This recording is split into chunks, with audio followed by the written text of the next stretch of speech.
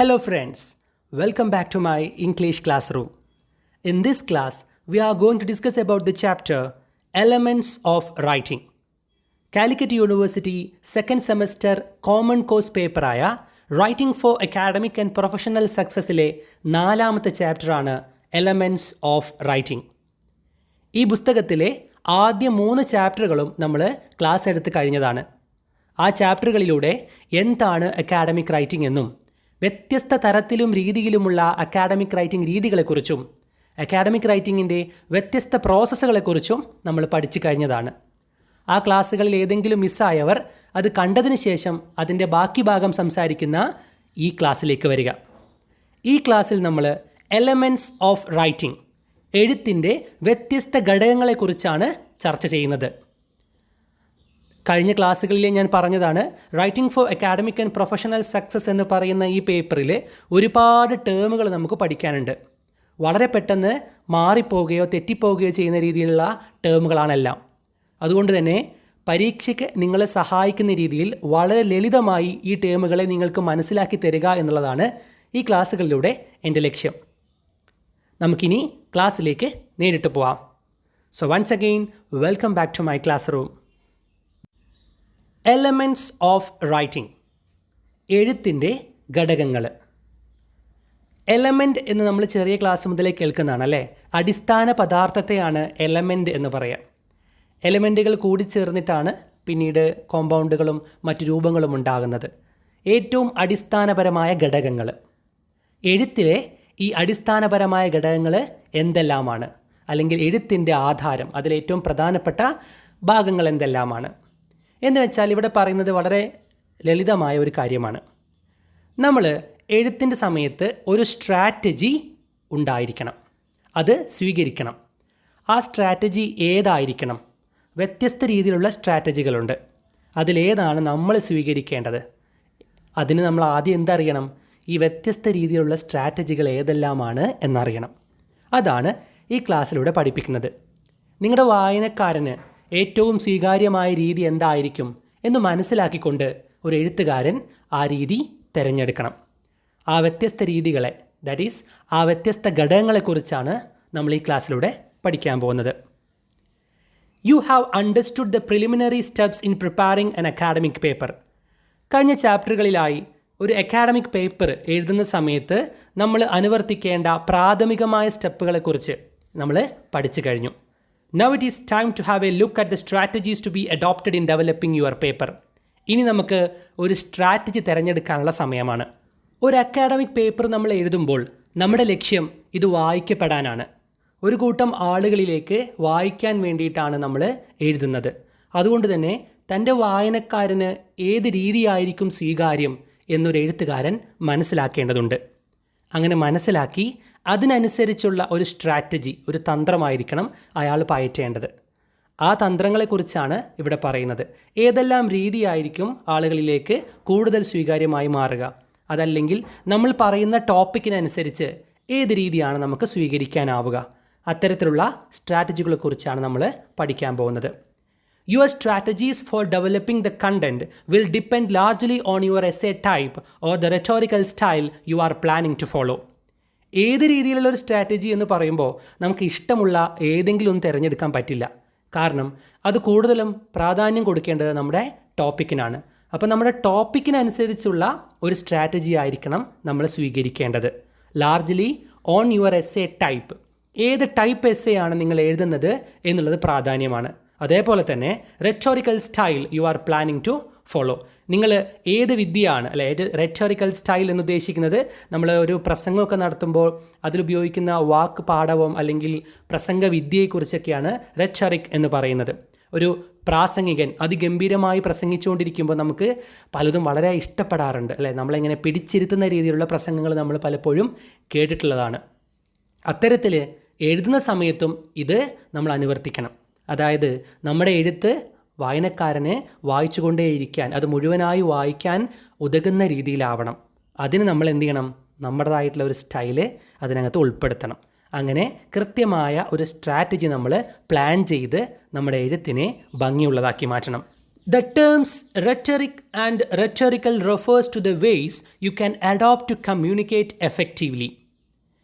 Academic റൈറ്റിങ്ങിൽ rhetoric അല്ലെങ്കിൽ rhetorical എന്നതുകൊണ്ടെല്ലാം ഉദ്ദേശിക്കുന്നത് നിങ്ങൾ വളരെ കൃത്യമായ രീതിയിൽ ആശയവിനിമയം നടത്താൻ നിങ്ങൾ ഉപയോഗിക്കുന്ന മാർഗങ്ങൾ എന്ന അർത്ഥത്തിലാണ്.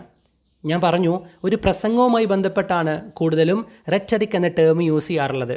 വാക് സാമർത്ഥ്യം, വാക് ചാതുരി എന്നുള്ള വാക്കുകളൊക്കെ നിങ്ങൾ കേട്ടിട്ടുണ്ടാവും അല്ലേ? അതേ അർത്ഥത്തിലാണ് ഇവിടെ റെറ്ററിക്കൽ എന്നൊക്കെ ഉദ്ദേശിക്കുന്നത്. എഴുത്തിൻ്റെ കാര്യത്തിലാണെങ്കിലും അത്തരത്തിലൊരു സാമർത്ഥ്യം നമ്മൾ കാണിക്കണം.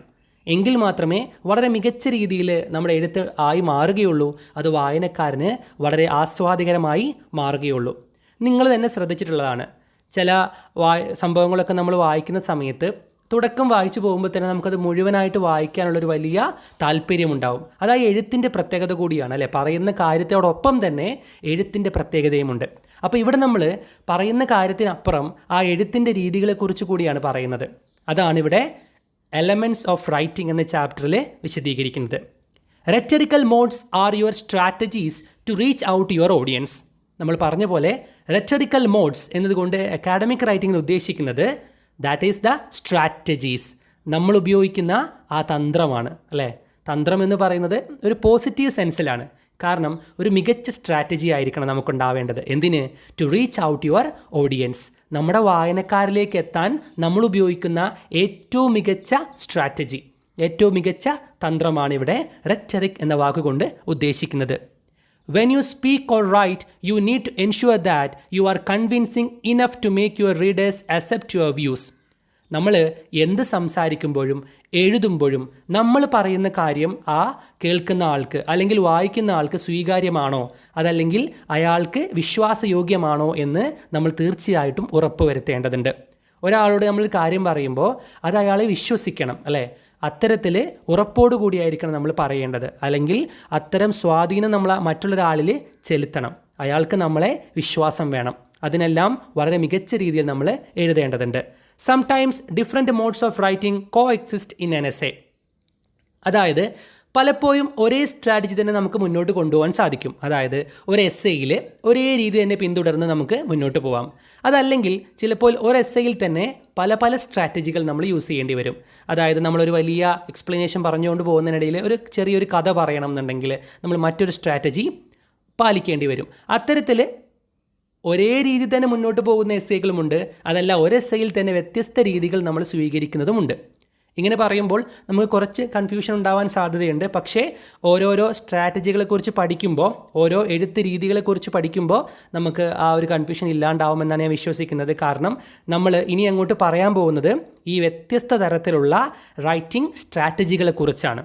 ഓക്കെ, ഇത് ഓരോന്നും കൃത്യമായി മനസ്സിലാക്കിയിട്ട് വേണം നമ്മളൊരു എന്ത് എഴുതുമ്പോഴും. അതുപോലെ എക്സാം പോയിൻ്റ് ഓഫ് വ്യൂവിലും നമുക്ക് ഇതൊരു എസ്സേ പോലും ചോദിക്കാൻ സാധ്യതയുള്ള ചാപ്റ്ററാണ്.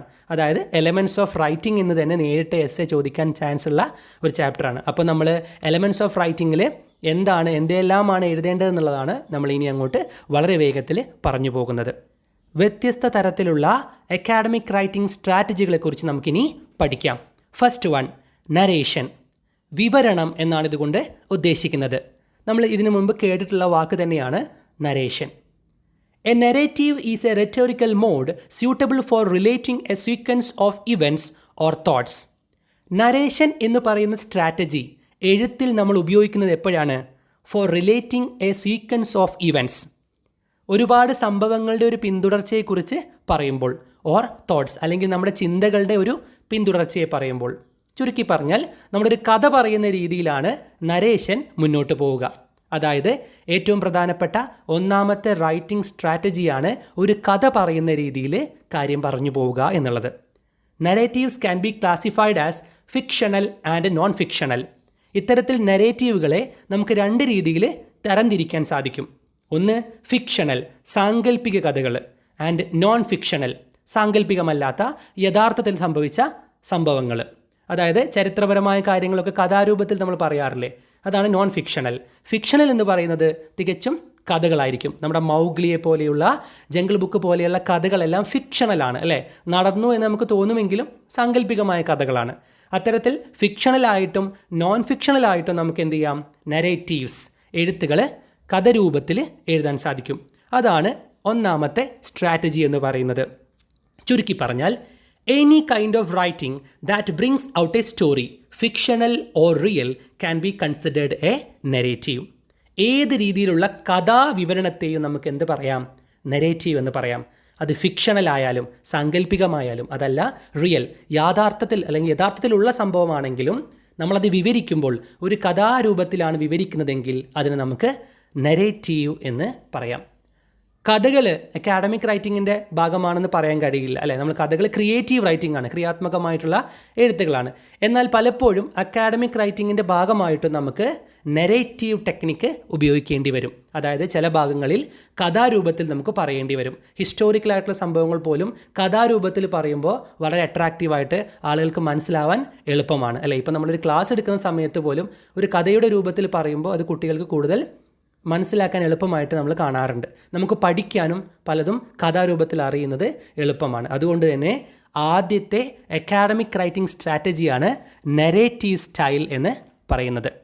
നമുക്കിനി രണ്ടാമത്തെ അക്കാഡമിക് റൈറ്റിംഗ് സ്ട്രാറ്റജിയെക്കുറിച്ച് നോക്കാം.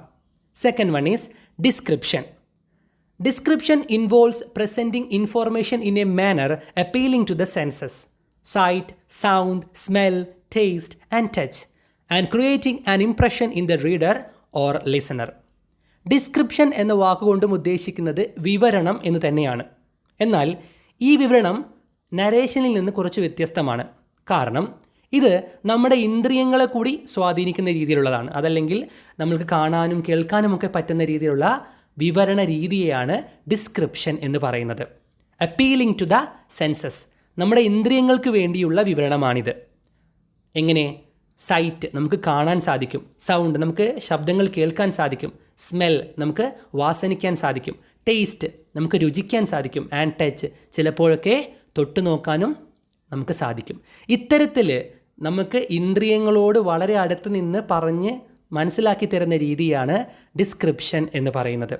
And creating an impression in the reader or listener, അതായത് ഇത് വായിക്കുന്ന ആളിൽ അല്ലെങ്കിൽ കേൾക്കുന്ന ആളിൽ ഒരു വല്ലാത്ത സ്വാധീനം ചെലുത്താൻ സാധിക്കുന്ന രീതിയിൽ, അയാൾ ഒരു കാര്യം പറയുന്ന സമയത്ത് അയാളത് കേൾക്കുന്ന പോലെ, അയാളത് കാണുന്ന പോലെ, അയാളത് തൊടുന്ന പോലെയുള്ളൊരു ഫീലിങ്ങോട് കൂടി പറയാൻ സാധിച്ചാൽ അത്തരത്തിലുള്ള വിവരണമാണ് ഡിസ്ക്രിപ്ഷൻ എന്ന് പറയുന്നത്. Descriptive writings can be made vivid and interesting by presenting them in an appealing manner. Description എന്ന് പറയുന്ന ഈ രീതി വളരെ മനോഹരമായി അല്ലെങ്കിൽ വളരെ ഇൻട്രസ്റ്റിംഗ് ആയിട്ട് നമുക്ക് എന്ത് ചെയ്യാൻ കഴിയും? ഇത്തരത്തിൽ ഇന്ദ്രിയങ്ങളെ അപ്പീൽ ചെയ്യുന്ന രീതിയിൽ, ഇന്ദ്രിയങ്ങളെ സ്വാധീനിക്കുന്ന രീതിയിൽ നമുക്ക് പറയാൻ സാധിക്കും. In descriptive writing, what stands out clearly is perhaps the attitude of the describers to what they describe, the perspective or world view. തീർച്ചയായിട്ടും ഒരു ഡിസ്ക്രിപ്റ്റീവ് റൈറ്റിങ്ങിൽ ഏറ്റവും കൂടുതലായി മുൻപിൽ നിൽക്കുന്നത് ആ എഴുത്തുകാരൻ്റെ കാഴ്ചപ്പാടുകൾ തന്നെയാണ്, അയാളുടെ ലോകവീക്ഷണം തന്നെയാണ്. അതായത് ഇവിടെ എഴുതുന്ന ആൾക്ക് വളരെ വലിയ പ്രാധാന്യമുണ്ട്. കാരണം അയാളുടെ കാഴ്ചപ്പാടുകൾ, അയാളുടെ ചിന്തകൾ, അയാളുടെ ലോക വിവരം, ലോക അറിവ് അല്ലെങ്കിൽ ലോകത്തോടുള്ള കാഴ്ചപ്പാട് എല്ലാം ആ എഴുത്തിലൂടെ പ്രതിഫലിപ്പിക്കും. അത്തരത്തിലുള്ള സംസാരങ്ങൾ, അത്തരത്തിലുള്ള എഴുത്തുകൾ നമ്മളെ വളരെ വേഗത്തിൽ എന്ത് ചെയ്യും? സ്വാധീനിക്കും. അങ്ങനെ ഇന്ദ്രിയങ്ങളെ ആകർഷിക്കുന്ന രീതിയിലുള്ള വിവരണമാണ് ഡിസ്ക്രിപ്ഷൻ എന്ന് പറയുന്നത്. അതാണ് പ്രധാനപ്പെട്ട മറ്റൊരു അക്കാഡമിക് റൈറ്റിംഗ് സ്ട്രാറ്റജി. വായനക്കാരനെ സ്വാധീനിക്കാൻ വളരെ എളുപ്പത്തിൽ നമുക്ക് ഉപയോഗിക്കാവുന്ന ഒരു തന്ത്രം തന്നെയാണ് ഡിസ്ക്രിപ്റ്റീവ് എന്ന് പറയുന്ന ഈ ടെക്നിക്ക്. നമ്മൾ ആദ്യം പറഞ്ഞ നെറേറ്റീവും ഡിസ്ക്രിപ്റ്റീവും ഒരു തരത്തിൽ ക്രിയേറ്റീവ് റൈറ്റിങ്ങിന്, നമ്മൾ ക്രിയാത്മകമായ എഴുത്തുകൾക്ക് ഉപയോഗിക്കുന്നതാണ് കൂടുതലായിട്ട്. കഥയൊക്കെ എഴുതുമ്പോൾ അല്ലെങ്കിൽ മറ്റ് വിവരണങ്ങളൊക്കെ എഴുതുന്ന സമയത്ത് എഴുതുന്ന രീതിയാണ്. എന്നാൽ ഈ രണ്ട് ടെക്നിക്കും നമുക്ക് അക്കാഡമിക് റൈറ്റിംഗ് രീതിയിലേക്കും കൊണ്ടുവരാവുന്നതാണ്. അടുത്തതായി നമുക്ക് പഠിക്കാനുള്ള അക്കാഡമിക് റൈറ്റിംഗ് സ്ട്രാറ്റജിയാണ് illustration. Illustration is a rhetorical mode aimed at explaining something with examples. Illustration രീതി നമ്മൾ ഉപയോഗിക്കുന്നത് ഉദാഹരണ സഹിതം എന്തിനെങ്കിലും വിവരിക്കുന്ന സമയത്താണ്.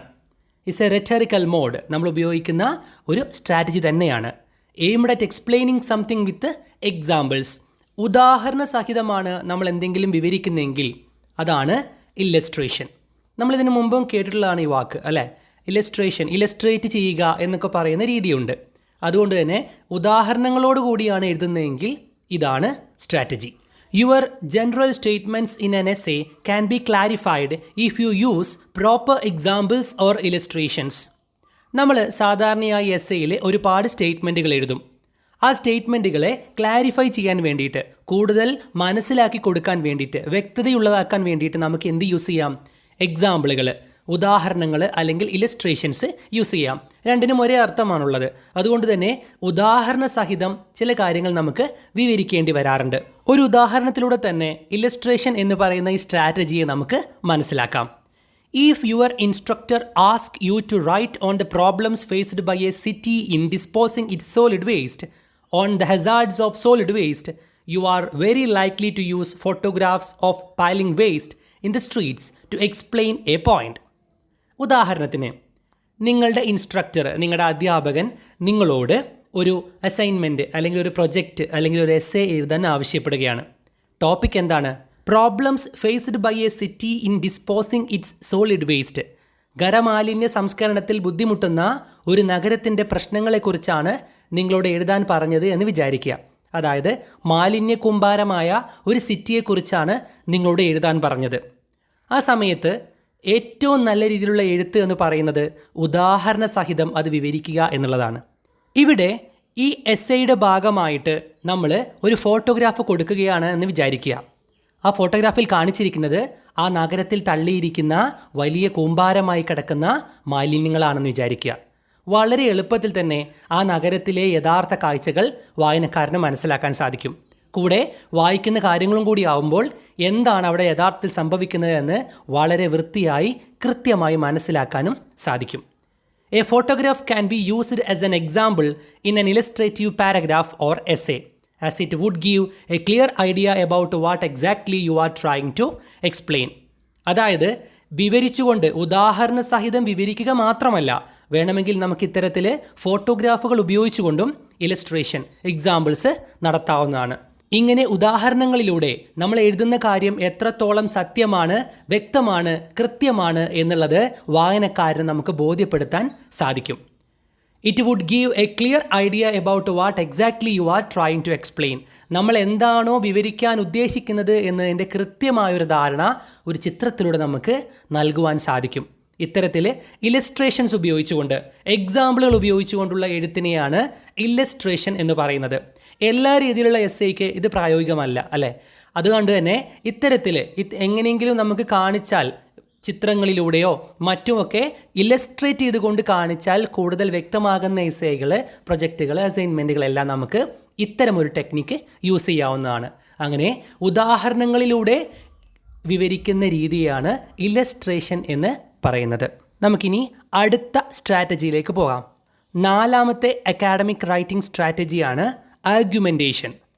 Argumentative writing is also called persuasive writing because one of the foremost objectives of argumentative writing is to persuade the reader to think in the way the writer wants them to think. Argumentative writing എന്ന് പറയുന്നത് persuasive writing തന്നെയാണ്. എന്താണ് persuasive writing?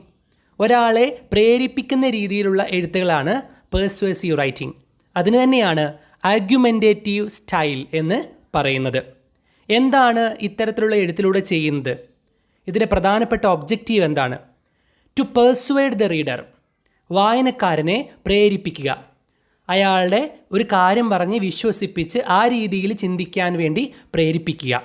To think in the way the writer wants them to think, എഴുത്തുകാരൻ എങ്ങനെ ആഗ്രഹിക്കുന്നോ ആ രീതിയിൽ വായനക്കാരനെ കൊണ്ടുപോവുക, അയാളുടെ ചിന്തകളെ ആ രീതിയിൽ എത്തിക്കുക എന്ന രീതിയിലുള്ള എഴുത്തുകളാണ് പെർസുവേസീവ് റൈറ്റിംഗ്. അല്ലെങ്കിൽ പെർസുവേഡ് എന്നുകൊണ്ട് ഉദ്ദേശിക്കുന്നത് പ്രേരിപ്പിക്കുക എന്ന രീതിയിലാണ്, ചിന്തിക്കാൻ പ്രേരിപ്പിക്കുക. ആ വായന വായിച്ചു കഴിഞ്ഞാൽ, നമ്മൾ ആ ഒരു എഴുത്ത് കൃത്യമായി ഇങ്ങനെ വായിച്ചു പോയി കഴിഞ്ഞാൽ നമ്മൾ അത് വിശ്വസിച്ചു പോകും, അതാണ് ശരി എന്ന് നമ്മൾ വിചാരിക്കും. അത്തരത്തിലുള്ള എഴുത്തുകളാണ് പെർസുവേസീവ് റൈറ്റിംഗ് എന്ന് പറയുന്നത്. എഴുത്തുകാരൻ അയാളുടെ കാഴ്ചപ്പാടുകളെ തൻ്റെ എഴുത്തുകളിലൂടെ വായനക്കാരിൽ എത്തിക്കുകയും വായനക്കാരെയും അത്തരത്തിൽ തന്നെ ചിന്തിപ്പിക്കാൻ പ്രേരിപ്പിക്കുകയും ചെയ്യുന്ന രീതിയാണ് ആർഗ്യുമെൻറ്റേറ്റീവ് റൈറ്റിംഗ് എന്ന് പറയുന്നത്. In argumentative writing you give opinions and views in a convincing manner to your reader. Argumentative റൈറ്റിംഗിൽ എഴുത്തുകാരൻ ചെയ്യുന്നത് നമ്മുടെ അഭിപ്രായങ്ങളും നമ്മുടെ കാഴ്ചപ്പാടുകളും വിശ്വാസയോഗ്യമായ രീതിയിൽ വായനക്കാരന് നൽകുക എന്നുള്ളതാണ്. തീർച്ചയായിട്ടും വായനക്കാരന് വിശ്വസിക്കാൻ തോന്നുന്ന രീതിയിലുള്ള എഴുത്തായിരിക്കും ഇത്.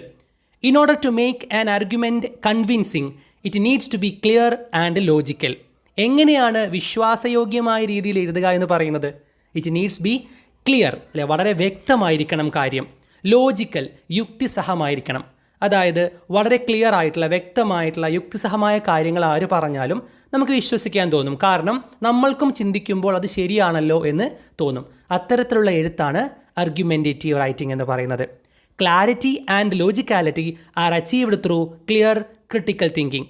ഇത്തരത്തിൽ വളരെ ക്ലാരിറ്റി, അതേപോലെ തന്നെ ലോജിക്കാലിറ്റി, ഈ വ്യക്തതയും ഈ പറയുന്ന യുക്തിസഹവും എങ്ങനെയാണ് ആവുക?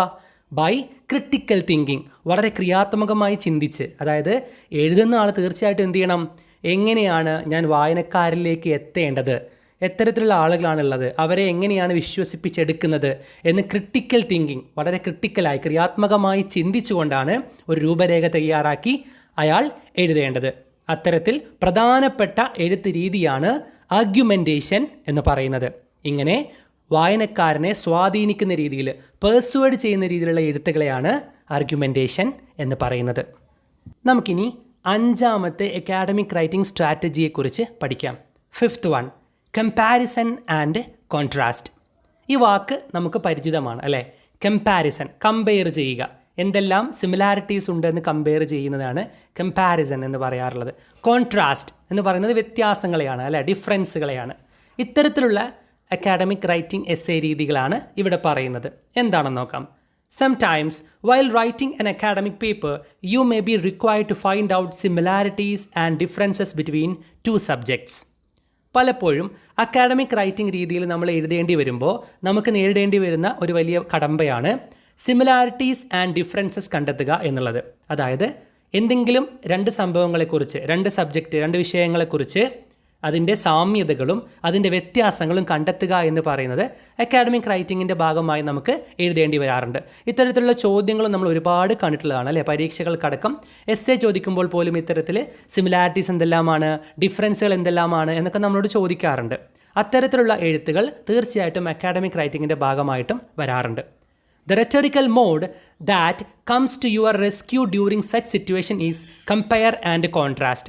ഇത്തരത്തിൽ സാമ്യതകളും വ്യത്യാസങ്ങളും കണ്ടെത്തി എഴുതേണ്ടി വരുന്ന സമയത്ത് നമ്മൾക്ക് എഴുതാവുന്ന രീതിയാണ് കമ്പയർ ആൻഡ് കോൺട്രാസ്റ്റ് എന്ന് പറയുന്ന രീതി. അതല്ലെങ്കിൽ കമ്പാരിസൺ ആൻഡ് കോൺട്രാസ്റ്റ് എന്ന് പറയുന്ന strategy. A compare and contrast essay may examine 2 subjects by either comparing them, contrasting them or both. ഇത്തരത്തിൽ കമ്പയർ ആൻഡ് കോൺട്രാസ്റ്റ് എസ്സേ എന്ന് പറയുന്നത് 2 സബ്ജക്റ്റുകളെക്കുറിച്ചുള്ള ചിലപ്പോൾ കമ്പാരിസൺ ആയിരിക്കാം, പരസ്പരം അത് തമ്മിലുള്ള സാമ്യതകളെ കാണിക്കുന്നതായിരിക്കാം. അതല്ലെങ്കിൽ കോൺട്രാസ്റ്റിംഗ് ദം, വ്യത്യാസങ്ങളെ കാണിക്കുന്നതായിരിക്കാം. 2 കാര്യങ്ങളെ പറഞ്ഞിട്ട് അത് തമ്മിലുള്ള വ്യത്യാസം എന്താണെന്ന് പറയുന്നതായിരിക്കാം. ഓർ ബോത്ത്, അല്ലെങ്കിൽ നമ്മൾ രണ്ടും ഒന്നിച്ച് തന്നെ ഒരു എസ്സേയിൽ ചെയ്യാറുണ്ട് അല്ലേ? പരീക്ഷകൾ ചിലപ്പോൾ നിങ്ങൾ കാണാറുണ്ട് ഇത്തരത്തിൽ similarities and dissimilarities, similarities and differences എന്ന് പറഞ്ഞ് ഒന്നിച്ച് തന്നെ നമ്മൾ എഴുതാറുണ്ട്. അങ്ങനെ ബോത്ത്, രണ്ടും സിമിലാരിറ്റീസും ഡിഫറൻസസും ഒന്നിച്ച് എഴുതുന്ന എസ്സേയുമുണ്ട്. ഇങ്ങനെ ഒന്നെങ്കിൽ സിമിലാരിറ്റീസ് മാത്രം, അല്ലെങ്കിൽ ഡിഫറൻസുകൾ മാത്രം, അതല്ലെങ്കിൽ സിമിലാരിറ്റീസും ഡിഫറൻസുകളും, ഇങ്ങനെ എഴുതുന്ന എസ്സേകളെയാണ് കമ്പാരിസൺ ആൻഡ് കോൺട്രാസ്റ്റ് എന്ന് പറയുന്നത്. The main objective of a compare and contrast essay is to analyse subjects that can be analysed using comparison or contrast in a meaningful way. ഇനി എന്താണ് ഇത്തരത്തിൽ എഴുതുന്നതിൻ്റെ പ്രത്യേകത? നമുക്ക് കൂടുതൽ കാര്യങ്ങൾ മനസ്സിലാക്കിയെടുക്കാൻ ഇത്തരത്തിലുള്ള എസ്സേകൾ സഹായിക്കുമെന്നുള്ളതാണ് അല്ലേ?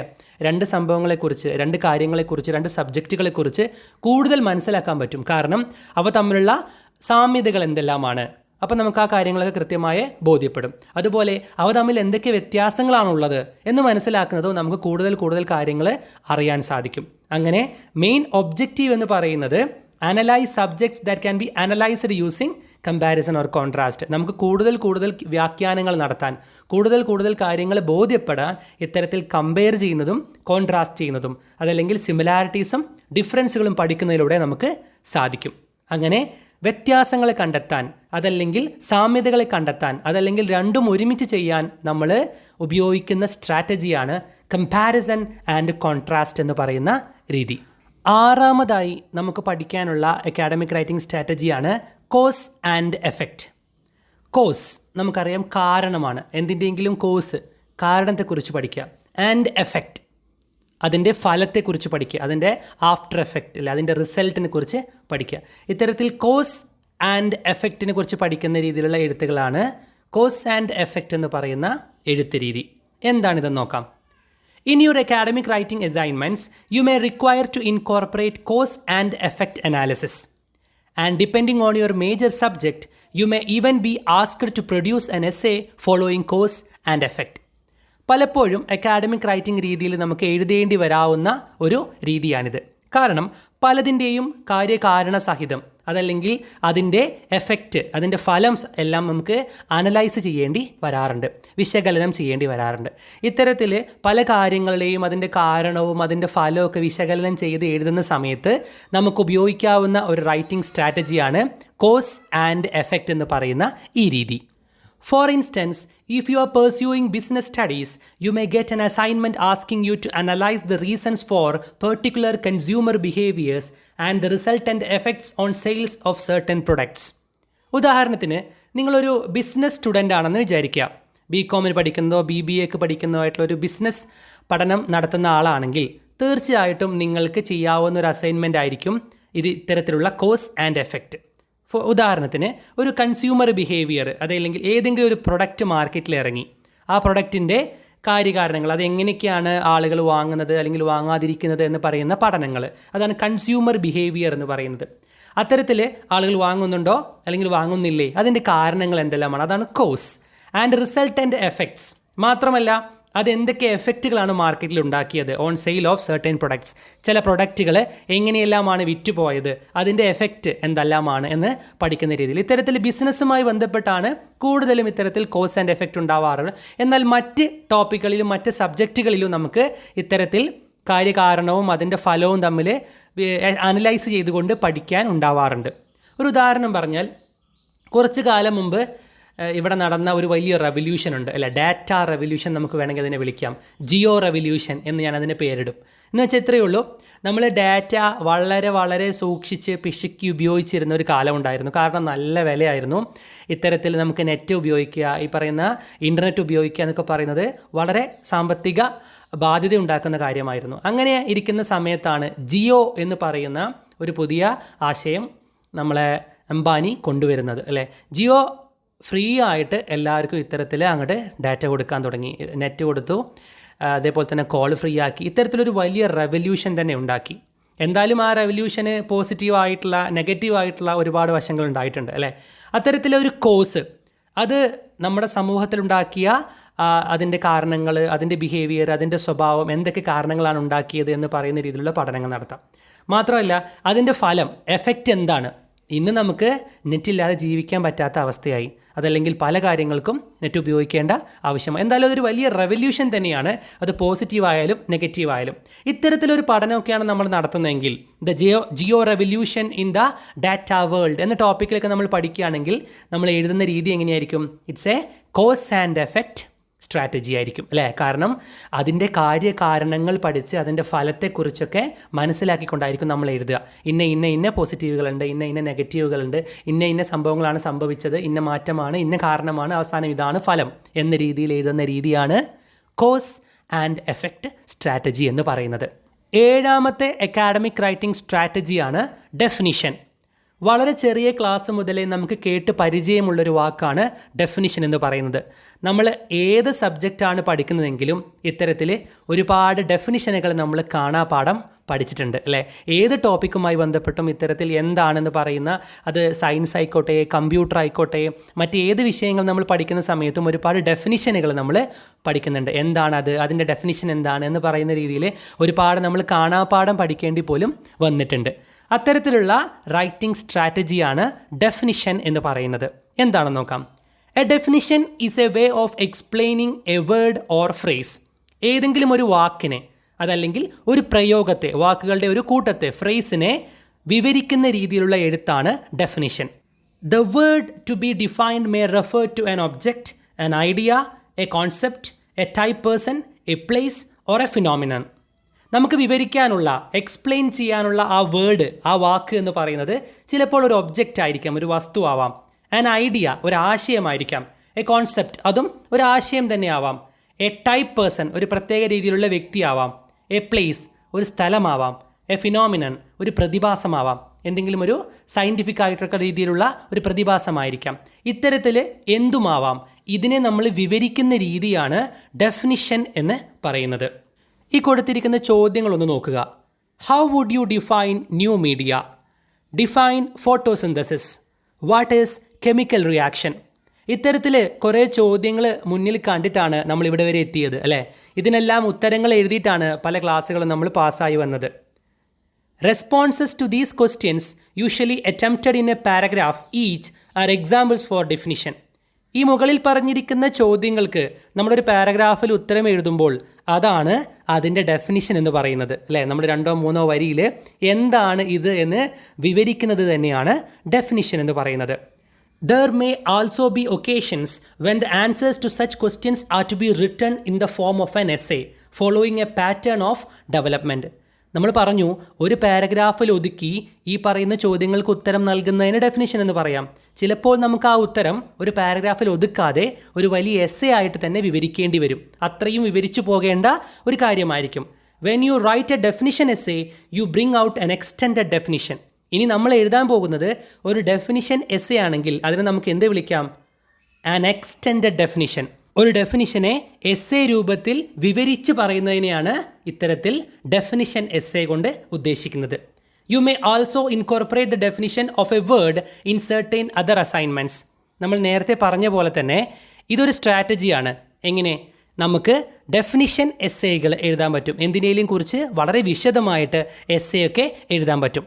അതല്ല, നമ്മൾ വേറൊരു സ്ട്രാറ്റജി മുന്നോട്ട് കൊണ്ടുപോകുന്നതിൻ്റെ ഒപ്പം തന്നെ എന്തെങ്കിലും കാര്യത്തെക്കുറിച്ച് നമുക്ക് ഡെഫിനിഷൻ പറയണമെന്നുണ്ടെങ്കിൽ ഒരു പാരഗ്രാഫിൽ ഡെഫിനിഷൻ പറയുകയും ചെയ്യാം. ഉദാഹരണത്തിന് ഒരു നെറേറ്റീവ് രീതിയാണ് നമ്മൾ ഉപയോഗിക്കുന്നത് എന്ന് വിചാരിക്കുക. അക്കാഡമിക് റൈറ്റിങ്ങിന് വേണ്ടി ഒരു എസ്സേ എഴുതാൻ നമ്മളൊരു നെറേറ്റീവ് രീതിയിൽ, കഥ പറയുന്ന രീതിയിലാണ് നമ്മൾ പറഞ്ഞു പോകുന്നതെന്ന് വിചാരിക്കുക. അതിനിടയിൽ ഒരു പുതിയ ടേം നമുക്ക് പറയേണ്ടി വന്നു. അപ്പോൾ ആ ടേം എന്താണെന്ന് പറയാതെ ആ കഥ മുന്നോട്ട് കൊണ്ടുപോകാൻ സാധിക്കില്ല. അപ്പോൾ അത്രയും സമയത്ത് നമുക്ക് ആ ടേം എന്താണെന്ന് ഡിഫൈൻ ചെയ്യേണ്ടി വരും. അങ്ങനെ സമയത്ത് നമുക്ക് എന്ത് ചെയ്യാം? ഡെഫിനിഷൻ ഉപയോഗിക്കാം. ആ ടേം എന്താണ് എന്ന് ഡിഫൈൻ ചെയ്തുകൊണ്ട് പിന്നീട് നെറേറ്റീവ് ടെക്നിക്ക് മുന്നോട്ട് കൊണ്ടുപോകാം. അങ്ങനെ ഒരു ടെക്നിക്ക് ഉപയോഗിക്കുന്നതിനിടയിൽ, അതായത് ഒരു സ്ട്രാറ്റജി ഉപയോഗിക്കുന്നതിനിടയിൽ നമുക്ക് ഡെഫിനിഷൻ ആഡ് ചെയ്യാൻ വേണ്ടിയിട്ടും ഇത്തരത്തിൽ ഡെഫിനിഷൻ എന്ന് പറയുന്ന സ്ട്രാറ്റജി ഉപയോഗിക്കാം എന്നർത്ഥം.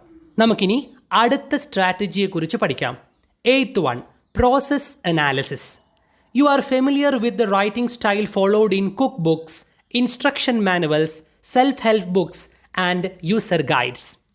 നമ്മൾക്ക് വളരെ പരിചിതമായ എഴുത്തുകളാണ് കുക്ക് ബുക്സ് അല്ലേ? പാചക സഹായികൾ. നിങ്ങൾ ഒരുപാട് കണ്ടിട്ടുണ്ടാവും. ഇങ്ങനെ വയ്ക്കാം, അങ്ങനെ വയ്ക്കാം, പാചകം ചെയ്യാൻ നമ്മളെ സഹായിക്കുന്ന രീതിയിലുള്ള പുസ്തകങ്ങളുണ്ട്. Instruction manuals. പല സാധനങ്ങളും നമ്മൾ വാങ്ങുമ്പോൾ, പ്രത്യേകിച്ച് ഇലക്ട്രോണിക് എക്യുപ്മെൻറ്റ്സ് നമ്മൾ വാങ്ങുമ്പോൾ നമുക്ക് കൂടെ ലഭിക്കുന്നതാണ് ഇൻസ്ട്രക്ഷൻ മാനുവൽ. എങ്ങനെയാണിത് പ്രവർത്തിപ്പിക്കേണ്ടത് എന്ന് പറഞ്ഞു തരുന്ന manual.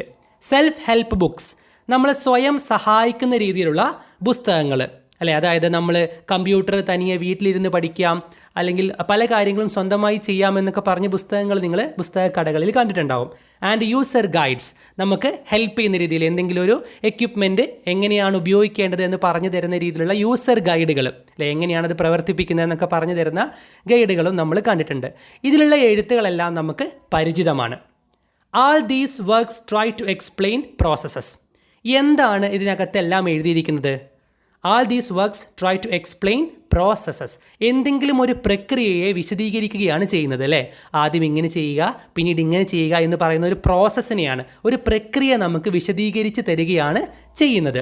A process analysis may be for explaining how something happens or works or how to do something.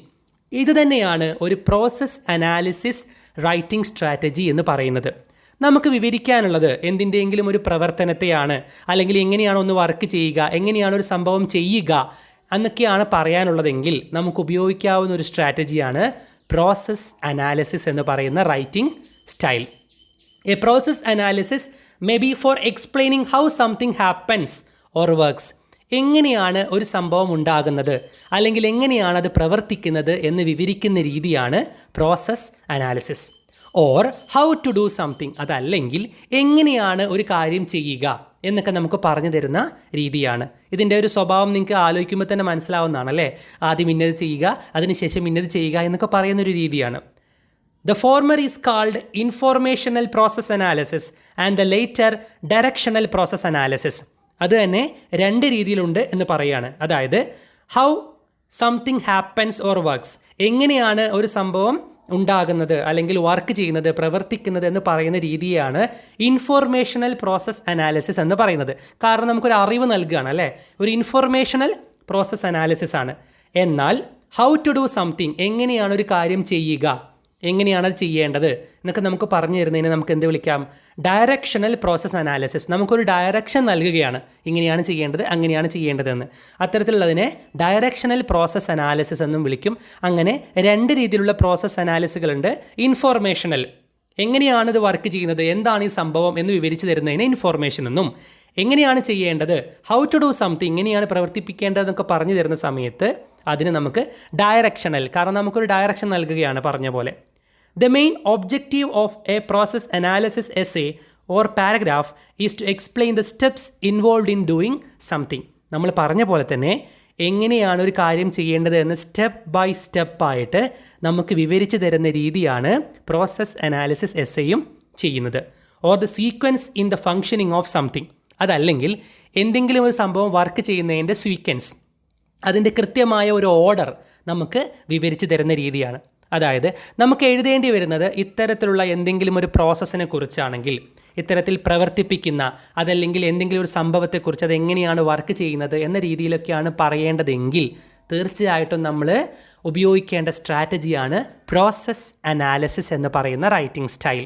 അങ്ങനെ ഇത്തരത്തിലുള്ള പ്രോസസ്സുകളെക്കുറിച്ച് ആ പേരിൽ തന്നെയുണ്ട് അല്ലേ, പ്രോസസ് അനാലിസിസ് എന്ന് പറയുന്ന പേരിൽ തന്നെയുണ്ട്. എന്തെങ്കിലും ഒരു പ്രോസസ്സിനെ, ഒരു പ്രക്രിയയെ വിശദീകരിക്കാനാണെങ്കിൽ നമുക്ക് ഈ ഒരു സ്ട്രാറ്റജി ധൈര്യപൂർവ്വം ഉപയോഗിക്കാം. നമുക്കിനി നമ്മുടെ അവസാനത്തെ 9ാമത്തെ റൈറ്റിംഗ് സ്ട്രാറ്റജിയിലേക്ക് പോവാം. That is classification and division. ആ പേരിൽ തന്നെയുണ്ട് ഇത് എത്തരത്തിലുള്ള എഴുത്ത് രീതിയാണെന്നുള്ളത്. ക്ലാസിഫൈ ചെയ്യുക, നമുക്ക് പരിചയമുള്ള വാക്കാണ് അല്ലേ. ആൻഡ് ഡിവിഷൻ, ഡിവൈഡ് ചെയ്യുക. ഇത്തരത്തിൽ ക്ലാസിഫിക്കേഷനും ഡിവിഷനിലൂടെയും നമുക്ക് എഴുതേണ്ടി വരുന്ന സാഹചര്യങ്ങളിൽ നമ്മൾ ഉപയോഗിക്കേണ്ട സ്ട്രാറ്റജിയാണ് classification and division. The general purpose of classification and division is to break broad subjects into smaller parts. വലിയ രീതിയിൽ ഒരുപാട് എഴുതി മുന്നോട്ട് പോകുന്നതിനപ്പുറം നമുക്ക് പലപ്പോഴും ഉപയോഗിക്കാവുന്ന ഒരു രീതിയാണ് ഇത്തരത്തിൽ ക്ലാസിഫൈ ചെയ്യുകയോ ഡിവൈഡ് ചെയ്യുകയോ ചെയ്യുന്ന രീതി. ഒരു സംഭവത്തെ രണ്ടെണ്ണമാക്കി ഡിവൈഡ് ചെയ്തു, അത് ഫർദർ വീണ്ടും ഡിവൈഡ് ചെയ്തു എന്ന് പറയുന്നത് വിവരിക്കുന്നതിനേക്കാൾ എളുപ്പമാണ് അതിങ്ങനെ വരച്ച് കാണിക്കുന്നത് അല്ലേ. അത്തരത്തിൽ ഒരുപാട് ഡയഗ്രാംസ് നമ്മൾ പലപ്പോഴായിട്ട് കണ്ടിട്ടുണ്ട്. അങ്ങനെ വലിയ ബ്രോഡ് സബ്ജക്റ്റുകളെ, വളരെ വിശദമായി നമുക്ക് പറഞ്ഞു തരേണ്ട സബ്ജക്റ്റുകളെ സ്മാളർ പാർട്സ്, ചെറിയ കഷ്ണങ്ങളാക്കി എളുപ്പത്തിൽ നമുക്ക് കണ്ടാൽ തന്നെ മനസ്സിലാവുന്ന രീതിയിൽ വിവരിച്ച് തരുന്നതിനെയാണ് ക്ലാസിഫിക്കേഷൻ ആൻഡ് ഡിവിഷൻ എന്ന് പറയുന്ന സ്ട്രാറ്റജി ആയിട്ട് പറയുന്നത്. In academic writing, a classification or division essay analyzes people, things or ideas, categorizing them into groups and classes. ഇവിടെ എന്താണ് ചെയ്യുന്നതെന്ന് വെച്ചാൽ അത് എന്തും ആയിക്കോട്ടെ, അത് ആളുകളായിക്കോട്ടെ, എന്തെങ്കിലും സാധനങ്ങളായിക്കോട്ടെ, വസ്തുക്കളായിക്കോട്ടെ, അല്ലെങ്കിൽ ആശയങ്ങളായിക്കോട്ടെ, പീപ്പിൾ, തിങ്സ് ഓർ ഐഡിയാസ്, ഇതിനെല്ലാത്തിനെയും കാറ്റഗറൈസ് ചെയ്യും. നമ്മൾ വേറെ ആയിട്ട് കാറ്റഗറൈസ് ചെയ്ത് വെക്കും into groups and classes. ഒരു വ്യത്യസ്ത ഗ്രൂപ്പുകളായിട്ട് അല്ലെങ്കിൽ വ്യത്യസ്ത ക്ലാസ്സുകളായിട്ട് നമ്മൾ വേർതിരിച്ച് കൃത്യമായി ഒറ്റയടിക്ക് തന്നെ നമുക്ക് മനസ്സിലാക്കാവുന്ന രീതിയിൽ കാണിച്ചു തരുന്ന സംഭവങ്ങളെയാണ് ക്ലാസിഫിക്കേഷൻ ആൻഡ് ഡിവിഷൻ സ്ട്രാറ്റജി എന്ന് പറയുന്നത്. ഒരു അർത്ഥത്തിൽ പറഞ്ഞാൽ ഇത് ഒരു വലിയ രീതിയിലുള്ള എക്സ്പ്ലെയിനിങ് രീതിയല്ല. നമുക്ക് പല കാര്യങ്ങളും വരച്ച് കാണിക്കാൻ പറ്റും അല്ലേ. ഒരു ഉദാഹരണം പറഞ്ഞാൽ, ഒരു സാധാരണ UG കോളേജിലെ കോഴ്സുകളെ നമുക്ക് BA, BSc, BCom എന്നിങ്ങനെ ക്ലാസിഫൈ ചെയ്യാൻ സാധിക്കും അല്ലേ. BA എന്ന് പറയുന്നത് ബാച്ചിലർ ഓഫ് ആർട്സ്, BSc എന്ന് പറയുന്നത് ബാച്ചിലർ ഓഫ് സയൻസ്, BCom എന്ന് പറയുന്നത് ബാച്ചിലർ ഓഫ് കൊമേഴ്സ്. ഇങ്ങനെ നമുക്ക് ആർട്സ്, സയൻസ്, കൊമേഴ്സ് വിഷയങ്ങളെ 3 എണ്ണാക്കി തിരിക്കാൻ പറ്റും. ഇനി ഈ തിരിച്ച 3 എണ്ണത്തിനെ നമുക്ക് ഫർദർ വീണ്ടും ഡിവൈഡ് ചെയ്യാൻ പറ്റും അല്ലേ. അത്തരത്തിലുള്ള ഡിവിഷൻസ് ഒക്കെ നിങ്ങൾ, ക്ലാസിഫിക്കേഷൻസ് ഒക്കെ നിങ്ങൾ പലപ്പോഴായിട്ട് കണ്ടിട്ടുണ്ടാവും. അത്തരത്തിൽ ഈ BA തന്നെ നമുക്ക് വീണ്ടും എന്ത് ചെയ്യാം, BA English, BA history, BA sociology എന്ന് പറഞ്ഞ് നമുക്ക് വീണ്ടും വീണ്ടും ഫർദർ ഡിവൈഡ് ചെയ്യാം. BSCയും ഇത്തരത്തിൽ തന്നെ BSc chemistry, BSc physics, BSc mathematics എന്ന് പറഞ്ഞിട്ട് ഡിവൈഡ് ചെയ്യാറുണ്ട്. BCom എന്ന് പറയുന്നത് കൊമേഴ്സിൻ്റെ മാത്രം ഭാഗമായതുകൊണ്ട് നമുക്ക് ഫർദർ ഒരുപാട് ഡിവിഷൻസ് ഇല്ല. അങ്ങനെ ഇത്തരത്തിൽ BComന് തന്നെ നമുക്ക് വീണ്ടും ഡിവൈഡ് ചെയ്യാവുന്ന രീതി എങ്ങനെയാണ്? അത് BCom ഫിനാൻസ് ഉണ്ട് അല്ലെ, അതേപോലെ തന്നെ കോർപ്പറേഷൻ ഉണ്ട്. ഇത്തരത്തിൽ നമുക്ക് വീണ്ടും ഫർദർ ഡിവൈഡ് ചെയ്യാം. അങ്ങനെ ആദ്യം ചെയ്യുന്ന BA, BSc, BCom എന്നൊക്കെ പറയുന്നതിനെ ക്ലാസിഫിക്കേഷൻ എന്ന് വിളിക്കാം. അതിൽ BA തന്നെ വീണ്ടും ഡിവൈഡ് ചെയ്യുന്നതിനെ ഡിവിഷൻ എന്ന് പറയാം. അതായത് BA എന്ന് പറയുന്ന BA, BSc, BCom എന്നൊക്കെ പറയുന്നതിനെ ക്ലാസിഫിക്കേഷൻ എന്ന് പറയുന്നു. മെയിനായിട്ട് ക്ലാസിഫൈ ചെയ്യുന്നു, വേറെ വേറെ ആയിട്ട് നമ്മൾ ക്ലാസിഫൈ ചെയ്ത് വെക്കുന്നു. പിന്നെ അതിന് ഓരോന്നിനെ നമ്മൾ വീണ്ടും എന്ത് ചെയ്യുന്നു? ഡിവൈഡ് ചെയ്യുന്നു. BA സോഷ്യോളജി, BA ഇംഗ്ലീഷ് എന്നൊക്കെ പറഞ്ഞിട്ടും, BSc കെമിസ്ട്രി, BSc ഫിസിക്സ് എന്ന് പറഞ്ഞിട്ടും, BCom കോർപ്പറേഷൻ, BCom ഫിനാൻസ് എന്നൊക്കെ പറഞ്ഞ് നമ്മൾ ഫർദർ ഡിവൈഡ് ചെയ്യുന്നു. ഇങ്ങനെ നമ്മളൊരു ട്രീ ആയിട്ട്, ഒരു മരം പോലെ ഇങ്ങനെ താഴേക്ക് വേരുകൾ ഇറങ്ങുന്ന പോലെ നമുക്ക് എന്ത് ചെയ്യാൻ പറ്റും? അതിനെ ഡിവൈഡ് ചെയ്ത് താഴേക്ക് എഴുതാൻ പറ്റും. ഇത്തരത്തിൽ ഒരു വലിയ എക്സ്പ്ലനേഷൻ രീതിയല്ല, പകരം ക്ലാസിഫൈ ചെയ്തുകൊണ്ടും ഡിവിഷൻ നടത്തിക്കൊണ്ടും എക്സ്പ്ലെയിൻ ചെയ്യുന്ന രീതിയാണ് ക്ലാസിഫിക്കേഷൻ ആൻഡ് ഡിവിഷൻ എന്ന് പറയുന്ന റൈറ്റിംഗ് സ്ട്രാറ്റജി. അങ്ങനെ എലമെൻറ്റ്സ് ഓഫ് റൈറ്റിംഗ് എന്ന് പറയുന്ന ഈ ചാപ്റ്ററിൽ പറഞ്ഞിരിക്കുന്ന 9 സ്ട്രാറ്റജികളും നമ്മൾ വിശദീകരിച്ചു കഴിഞ്ഞു. ഓരോ സ്ട്രാറ്റജിയെക്കുറിച്ചും വ്യക്തമായ ഒരു ധാരണ ലഭിച്ചു എന്ന് വിചാരിക്കുകയാണ്. നമുക്ക് ഓടിച്ച് എല്ലാ സ്ട്രാറ്റജികളെയും ഒന്നുകൂടെ നോക്കാം. എലമെൻറ്റ്സ് ഓഫ് റൈറ്റിംഗ് എന്ന് പറയുന്ന ഈ ചാപ്റ്ററിൽ പറഞ്ഞിരിക്കുന്ന 9 റൈറ്റിംഗ് സ്ട്രാറ്റജികളെക്കുറിച്ചും കൃത്യമായി നമ്മൾ മനസ്സിലാക്കി കഴിഞ്ഞു. First one, narration. കഥ പറയുന്ന രീതിയിൽ കാര്യങ്ങൾ വിവരിച്ചെഴുതുന്നതിനെയാണ് നരേഷൻ എന്ന് പറയുന്നത്. Second one, description. ഇന്ദ്രിയങ്ങൾക്ക് ഉതകുന്ന രീതിയിൽ, ഇന്ദ്രിയങ്ങളെപ്പോലും ആകർഷിക്കുന്ന രീതിയിൽ, നമുക്ക് കണ്ടു, കേട്ടു, തൊട്ടു എന്ന രീതിയിൽ തോന്നുന്ന രീതിയിൽ എഴുതുന്നതിനെയാണ് ഡിസ്ക്രിപ്ഷൻ എന്ന് പറയുന്നത്. Third one, illustration. ഉദാഹരണ സഹിതം, അത് ഫോട്ടോകളായിക്കോട്ടെ മറ്റ് ഇല്ലസ്ട്രേഷൻസ് ആയിക്കോട്ടെ, അതുപയോഗിച്ചുകൊണ്ട് എഴുതുന്ന രീതിയാണ് ഇല്ലസ്ട്രേഷൻ എന്ന് പറയുന്നത്. Fourth one, argumentation. ആളുകളെ പെർസ്വേഡ് ചെയ്യുന്ന രീതിയിൽ, പ്രേരിപ്പിക്കുന്ന രീതിയിൽ, തൻ്റെ ചിന്തകളെ വായനക്കാരിലേക്ക് കൂടി എത്തിച്ച് അവരെയും അതുപോലെ ചിന്തിപ്പിക്കുന്ന രീതിയിലുള്ള എഴുത്തുകളെയാണ് ആർഗ്യുമെൻറ്റേഷൻ എന്നുകൊണ്ട് ഉദ്ദേശിക്കുന്നത്. Fifth one, comparison and contrast. Similarities and differences വിവരിക്കുന്ന രീതിയിൽ, അതായത് സാമ്യതകളും വ്യത്യാസങ്ങളും പറഞ്ഞുകൊണ്ട് ഒരു സബ്ജക്റ്റിനെ തന്നെ വ്യത്യാസങ്ങളും അതിൻ്റെ സാമ്യതകളും വിവരിച്ചുകൊണ്ട് എഴുതുന്നതിനെയാണ് കമ്പാരിസൺ ആൻഡ് കോൺട്രാസ്റ്റ് എന്ന് പറയുന്നത്. Sixth one, cos and effect. ഒരു സംഭവത്തിൻ്റെ കാരണങ്ങളും അതിൻ്റെ അനന്തര ഫലങ്ങളും പറഞ്ഞുകൊണ്ട് വിവരിക്കുന്ന എഴുത്തുകളാണ് കോസ് ആൻഡ് എഫക്റ്റ് എന്ന് പറയുന്നത്. എന്തെങ്കിലും ഒരു സംഭവത്തിൽ അതിനുണ്ടാവാനുള്ള കാരണം, അതല്ലെങ്കിൽ അതിനുശേഷം ഉണ്ടായ അതിൻ്റെ ഫലങ്ങൾ എന്തെല്ലാമാണ് എന്ന് വിവരിക്കുന്ന രീതിയാണിത്. Seventh one, definition. നമുക്ക് വളരെ പരിചിതമായ ഡെഫിനിഷൻ രീതിയാണ്. ഒരു വാക്കിനെയോ അതല്ലെങ്കിൽ ഒരു ഫ്രേസിനെയോ എക്സ്പ്ലെയിൻ ചെയ്ത് വിവരിക്കുന്ന രീതിയിലുള്ള എഴുത്തുകളാണ് ഡെഫിനിഷൻ എന്ന് പറയുന്നത്. Eighth one, process analysis. എന്തെങ്കിലും ഒരു പ്രക്രിയയെ വിവരിക്കുന്ന രീതിയാണ് പ്രോസസ് അനാലിസിസ്. പേര് സൂചിപ്പിക്കുന്നത് പോലെ തന്നെ എന്തെങ്കിലും ഒരു പ്രോസസ്സിനെ നമ്മൾക്ക് കൃത്യമായി പഠിച്ചെടുക്കേണ്ട, എന്തിൻ്റെയെങ്കിലും ഒരു പ്രവർത്തനത്തെയോ എങ്ങനെയാണ് ഒരു കാര്യം ചെയ്യേണ്ടത് എന്നോ പറഞ്ഞു തരുന്ന രീതിയാണ് പ്രോസസ് അനാലിസിസ് എന്ന് പറയുന്നത്. And the ninth one, the last one is classification and division. നമുക്ക് വലിയ ബ്രോഡ് എസ്സേ എഴുതുന്നതിന് പകരം ക്ലാസിഫൈ ചെയ്തുകൊണ്ട് അല്ലെങ്കിൽ ഡിവൈഡ് ചെയ്തുകൊണ്ട് ഒരു കാര്യത്തെ സിമ്പിളാക്കി മാറ്റാൻ സാധിക്കും. ഇത്തരത്തിൽ ക്ലാസിഫൈ ചെയ്ത് ഡിവൈഡ് ചെയ്ത് എളുപ്പത്തിൽ എഴുതി ഫലിപ്പിക്കുന്നതിനെയാണ് ക്ലാസിഫിക്കേഷൻ ആൻഡ് ഡിവിഷൻ എന്ന് പറയുന്നത്. ഈ 9 സ്ട്രാറ്റജികളിലൂടെ നമുക്ക് വളരെ മികച്ച രീതിയിൽ ഒരു അക്കാഡമിക് റൈറ്റിംഗ് സാധ്യമാക്കാൻ സാധിക്കും. ഈ 9 റൈറ്റിംഗ് സ്ട്രാറ്റജികളെക്കുറിച്ചാണ് എലമെൻറ്റ്സ് ഓഫ് റൈറ്റിംഗ് എന്ന 4ാമത്തെ ഈ ചാപ്റ്ററിൽ വിശദീകരിച്ചിരിക്കുന്നത്. പരീക്ഷയ്ക്ക് നിങ്ങളെ ഹെൽപ്പ് ചെയ്യുന്ന രീതിയിൽ പ്രധാനപ്പെട്ട കാര്യങ്ങൾ മാത്രം വളരെ വേഗത്തിൽ നമ്മൾ പറഞ്ഞു പോയിട്ടുള്ളതാണ്. ഇതിന് ഓരോന്നിനെയും കുറിച്ചും വളരെ വിശദമായ ടെക്സ്റ്റ് ബുക്കിൽ കൊടുത്തിട്ടുണ്ട്. പക്ഷേ ഒരു ഓവറോൾ പോയിൻ്റ് ഓഫ് വ്യൂവിൽ ഒരു റിവിഷൻ ആവശ്യത്തിന് നിങ്ങൾ ഇത്രയും കാര്യങ്ങൾ മനസ്സിലാക്കിയെടുത്താൽ മതിയാവും. പറഞ്ഞ കാര്യങ്ങളെല്ലാം കൃത്യമായി മനസ്സിലായി എന്ന് വിശ്വസിക്കുന്നു. അടുത്ത ക്ലാസ്സിൽ മറ്റൊരു ചാപ്റ്ററുമായിട്ട് നമുക്ക് വീണ്ടും കാണാം. അതുവരേക്കും ബൈ.